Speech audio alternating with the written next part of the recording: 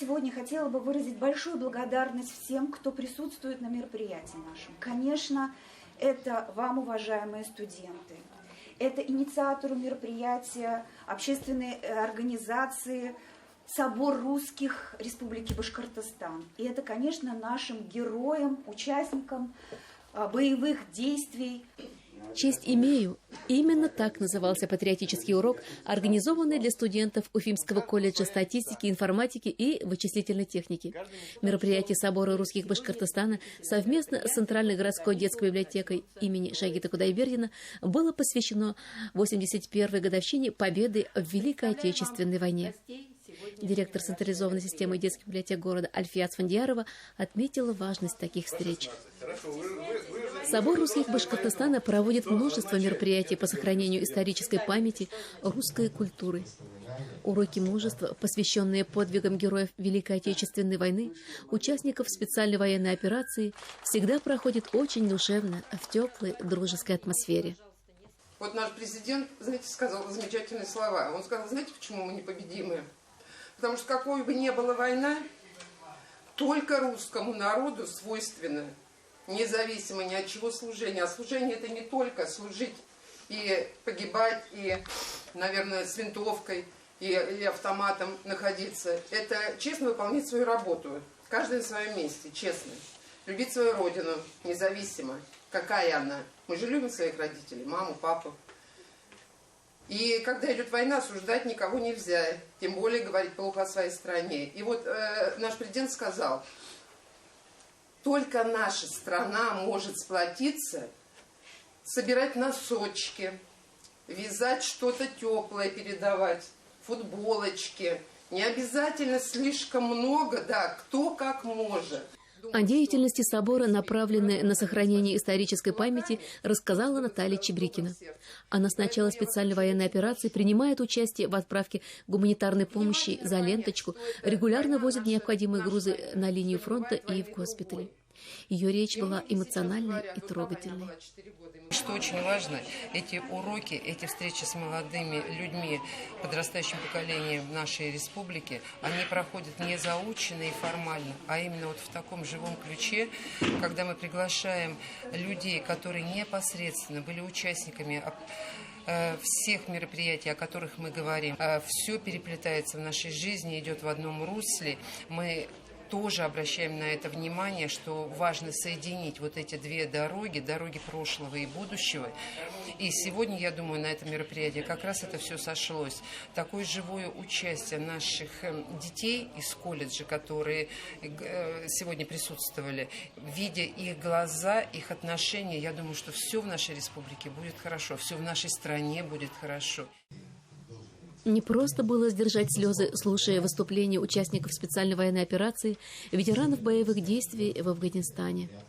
Обелиск, и вот там 10 фамилий Афлетунов, мои родственники. Там дяди, 2 дяди погибли.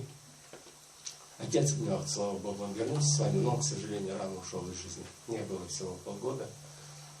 Вот. И я, когда вот мы стояли, вот мы с ребятами ездили, и ощущение вот и боли, и гордости за свою родню, потому что вот эти ребята, все они отдали жизнь за родину. В нашей республике проживает более 160 национальностей.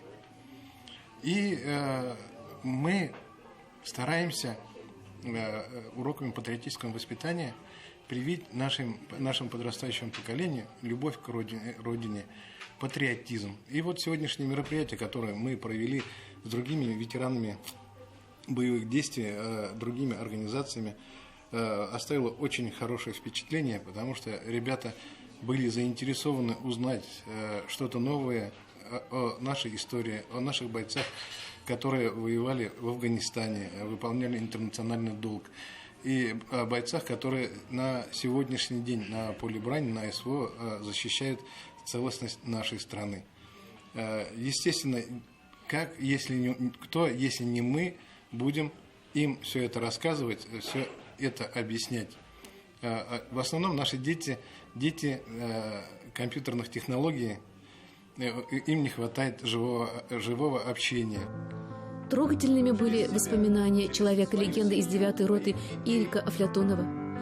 Речь ветеранов боевых действий СВО Алика Нуриахметова, члена штурмового подразделения «Ахмат», разведчика Вадима Галлямова. Дети очень хорошо слушали. Та аудитория собралась, которая действительно до них доходит. Да. Когда с детьми общаешься, они уже начинают понимать. Они понимают. Сегодня они встретились с участниками СВО, с нашими афганцами, где выступили, то есть тот же Ириков, Летунов, 9-й роты, то есть донесли до них. И когда доходит до них уже из первоисточников, они уже по-другому воспринятие вот эти все чувствуют и прочее. То есть одно дело это когда где-то информация из телевизоров и прочих, а второе дело, когда напрямую общение, что можно задать вопросы, можно пообщаться, побеседовать, что сегодня и было. То есть общение, беседа, это в такой домашней уютной обстановке. Живой интерес у студентов вызвали экспонаты выставки оружия, подготовленные специалистами и курсантами объединения подростковых и молодежных клубов «Дети плюс» Октябрьского района города Уфы. Ребятам было интересно ощутить на себе тяжесть современного бронежилета и пообщаться с участниками специальной военной операции. Я очень рад, что посетил данное мероприятие, ведь оно позволяет погрузиться нам во времена Великой Отечественной войны, ощутить тяжесть того времени. На мероприятии присутствовали настоящие герои, которые прошли через тяжелое бремя. И для нас очень огромная радость встретиться с ними и послушать советы от них. Это позволит нам вырасти сильными людьми. Студенты со своей стороны подготовили ролик о близких родственниках, участниках Великой Отечественной войны. И музыку к нему подобрали очень трогательную. Песню из кинофильма о войне на всю оставшуюся жизнь. Сегодня я побывала на таком прекрасном мероприятии, которое прям затрагивает душу, потому что, важно хранить память о людях, о том, что они делают, особенно в такое время. В повседневной жизни ты не всегда замечаешь то, что происходит вокруг, а вот именно такие мероприятия помогают тебе окунуться в это, вспомнить, трогают прям за сердце. Столько прекрасных людей сегодня встретили, столько всего они нам рассказали, показали, и ты знаешь, это ощущение, оно сохраняется в душе, и его передаешь другим. Вот сегодня 10 человек узнало об этом, завтра уже 20. Ты передаешь, эта вот цепочка, она идет дальше и дальше и дальше, и она никогда не заканчивается. Мы должны хранить память, память передается, и она никуда не исчезает. Да, память о Великой Отечественной войне, героизме солдат и тружеников тыла жива. Она передается от поколения к поколению, от сердца к сердцу, как напоминание о том, что победа над фашизмом неизбежна. 14 сентября 2024 года мне удалось увидеться с Владимиром Владимировичем Путиным на таком же расстоянии, перекинуться пару слов, ответить на пару вопросов. Засветили меня, к сожалению, по телевидению, был без балаклавы, с позывным вот здесь, попал на сайт «Миротворец», это меня не особо-то волнует. И вот тогда президент нам сказал такие слова напутственные, когда мы вылетали на курс, что сила нашего народа и государства – это единство и многообразность, то есть интернациональность.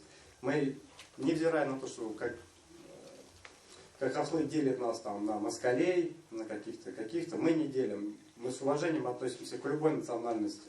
Неважно, будь ты марийцем, будь ты чувашем, будь ты бурятом, мы не разделяем. Вот в этом наша сила. В завершении участники мероприятия с особым трепетным чувством исполнили песню «День Победы».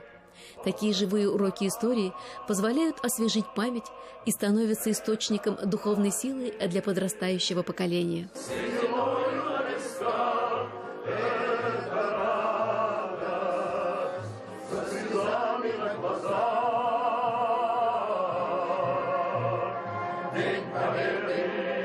День Победы!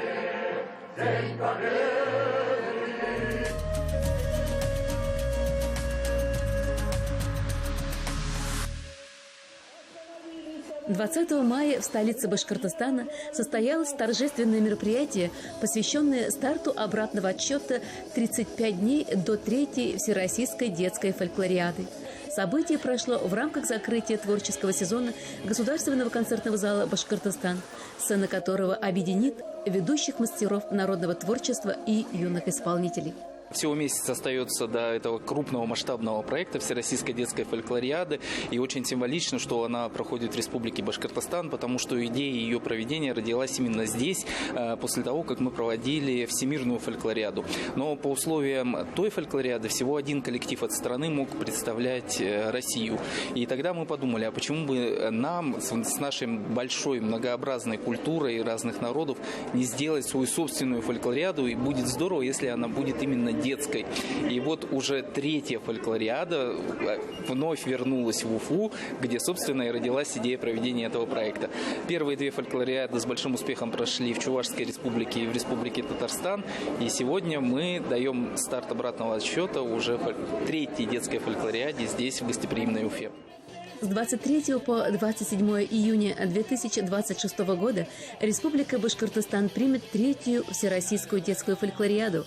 Оргкомитет уже определил более 1000 участников из 80 регионов страны. Эстафету фестиваля Республики Башкортостан символично передаст детский состав Государственного ансамбля песни и танца Республики Татарстан, где в 2024 году состоялась Всероссийская детская фольклориада. Республика Башкортостан всегда достойна во всех российских площадках выступала. То, что мы сегодня принимаем гостей, думаю, что на высшем уровне покажем наши народное творчество, именно фольклор нашей республики. А у нас республика, она очень многонациональная, дружная сегодня. И я уверен, что мы вдохновим на новые творческие успехи наших гостей, которые к нам приедут. Уже менее месяца осталось до приезда тысячи ярких, талантливых ребят, готовых представить культуру и традиции многонациональной России. Мероприятие станет своего рода мостиком между детской фольклориадой, уникальным российским проектом и Всемирным фестивалем, который проходил в Уфе в 2021 году, объединив 37 стран. В фойе Государственного концертного зала «Башкортостан» будет развернута тематическая выставка-ярмарка, которая перенесет гостей в мир народного творчества и ремесел. Нам оказана большая честь и доверие проведению этого большого мероприятия Министерством культуры Российской Федерации, Российским Центром народного творчества. И хотим поблагодарить их за это. Ну, конечно, ждем. Большой будет праздник. Будут выступать заслуженные артисты России и наши республиканские звезды наряду с детьми нашими. К нам в республику планируют приехать из 80 регионов России, более 1000 детей. Это большая ответственность и большое доверие, конечно. Я думаю, что мы с достоинством проведем это большое мероприятие. И, конечно, это дает возможность познакомиться нашим детям с богатством, разнообразием народных традиций наших народов. Это особенно актуально в год единства народов России. Незабываемый праздник дружбы и многообразия культур украсили выступления русских, башкирских, татарских, марийских, удмуртских, чувашских и мордовских танцевальных ансамблей. Творческие коллективы городского дворца культуры также приняли участие в большом празднике на площади. Для гостей и жителей столицы проводились интерактивные игры и состоялся зажигательный башкирский ритайм.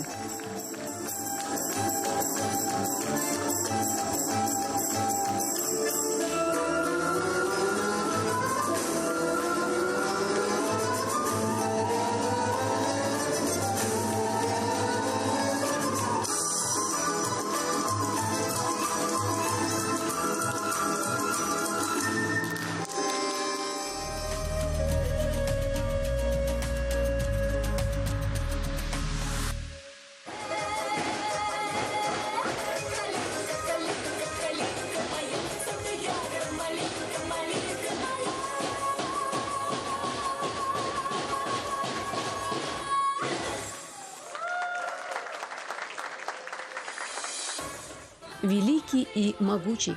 Молодежный лингвофестиваль под таким названием прошел в стенах Уфимского конгресс-холла «Торатау». Организатором выступила региональная общественная организация «Собор русских Башкортостана» при поддержке фонда грантов главы Республики Башкортостан.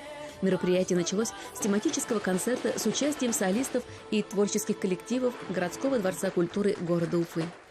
Век цифровизации, и, наверное, язык тоже ущемлен в этом. речь ускоряется, величавость русского языка немножко пропадает. Нам надо постараться сохранить эти истоки. Это хорошее мероприятие, оно не только научное, хотя и научно достаточно ценное, но самое главное, это же воспитание нашего подрастающего поколения. Здесь у нас участвуют не только русские студенты, но и много иностранных студентов, в том числе из дальнего зарубежья. Это тоже популяризирует нашу культуру, нашу страну, нашу республику. Очень хорошо, что фонд главы республики поддерживает такие мероприятия. Это дорогого стоит. И спасибо огромное, конечно, всем организаторам. Все 4 вуза у нас участвуют. Это и медуниверситет, и нефтяной университет, и пединститут, и УНИТ. И вот сейчас вы видите количество студентов. Мы видим по количеству студентов, что это востребовано. О масштабах фестиваля можно судить уже по количеству собравшихся. Более 500 участников, школьников, студентов, педагогов, иностранных учащихся, филологов, ведущих лингвистов. Главная цель организаторов мероприятия – вовлечение молодежи в сохранение и развитие русского языка, обмен опытом между поколениями и народами. Истинная любовь к родине начинается с любви к своему языку, как сказал Михаил Пришвин.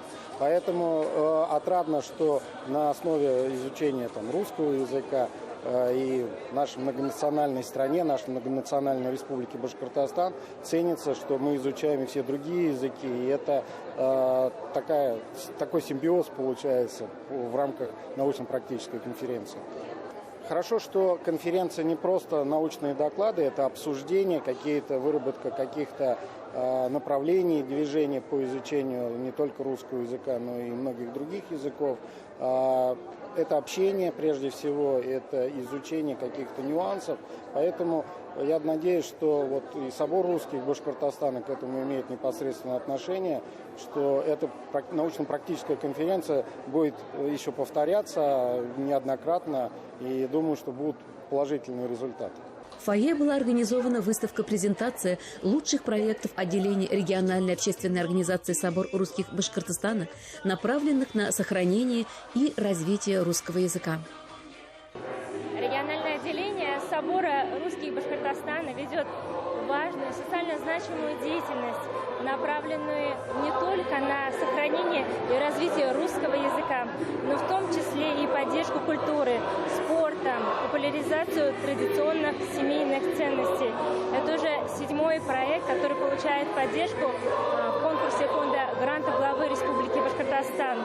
Поэтому мы желаем, конечно, региональному отделению новых достижений и побед для того, чтобы иметь возможность как можно больше запускать важных социально значимых инициатив.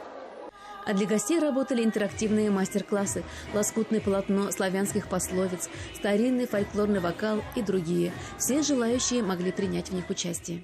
Сегодня на лингвофестивале представляю просветительский образовательный проект, который называется «Слово и ткань. Лоскутное шитье славянской мудрости». Наша Россия объединяет под своим крылом многие народы. И сегодня на этой выставке представлены работы, более 180 штук, которые представлены Якутия, Москва, Крым, Севастополь и также работы Республики Башкортостан. Детские работы от 5 до 17 лет, которые представила студия «Мастерицы». Если вы видите на стенде, то работы, они сделаны в одном формате 40 на 40, в которых воплощены пословицы, поговорки, потешки, которые раскрывают смысл этих пословиц в лоскутном шитье. Программа фестиваля была очень насыщенной. Для плодотворной работы были организованы круглые столы. Первый из них, реализация политики по сохранению языкового наследия, объединил всех участников, где после выступления почетных спикеров и состоялось торжественное награждение победителей и призеров лингвофестиваля. Подвели итоги конкурса эссе «Образование на русском. Преимущества и расширение возможностей» среди иностранных студентов. Победителем стал Шарма Випхаб, студент 4-го курса Башкирского государственного медицинского университета, руководитель, кандидат филологических наук, доцент кафедры русского языка, лингвистики и международной коммуникации Оксана Галимова. красивый город, и русский тоже красивый, люди красивые, все красиво. А здесь я выиграл конкурс эссе, где я писал, почему русский язык важен для меня. Потому что здесь все люди говорят на русском языке, и это важно, что мы разговариваем и друг друга понимать, и общаться. С пациентами разговаривать и понимать, чтобы что у них случилось и так далее. Поэтому это очень, очень важно. Второй круглый стол «Русский язык глазами иностранных студентов. Опыт и интеграция». Он собрал преподавателей РКИ, студентов из Африки, Азии и СНГ. Профессор Анна Немыка, Кубанский университет, рассказала о работе с аутентичными текстами, доцент Салават Габдуллин о грамматике обучения РКИ.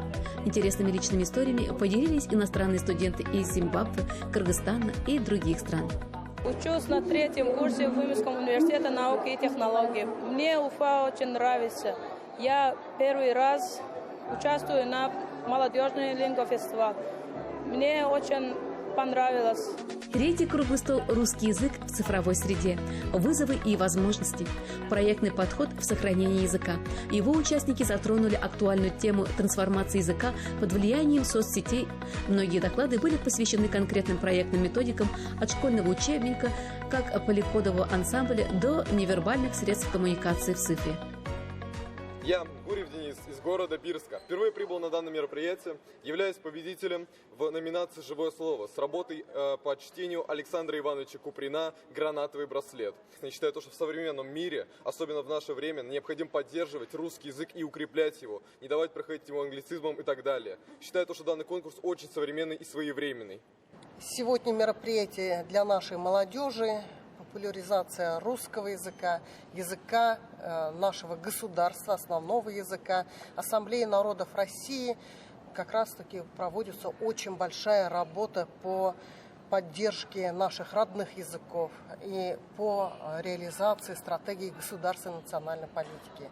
В первую очередь мы провели несколько проектов, посвященных русскому языку, русской истории и поддержке нашего государства и защитников Отечества.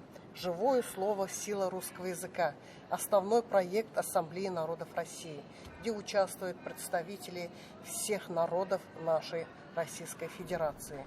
Одним из итогов работы секции стала резолюция.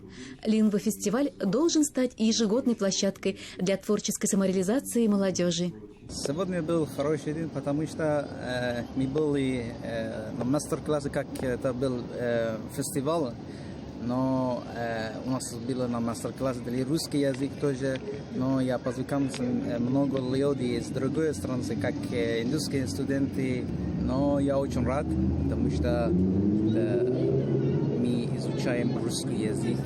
Я когда приехала, совсем не знала русский язык, и у нас в университете есть русский язык курс, и я ходила на курс русский язык и изучала. Тяжело было? Нет, не тяжело, и красиво русский язык, мне понравилось.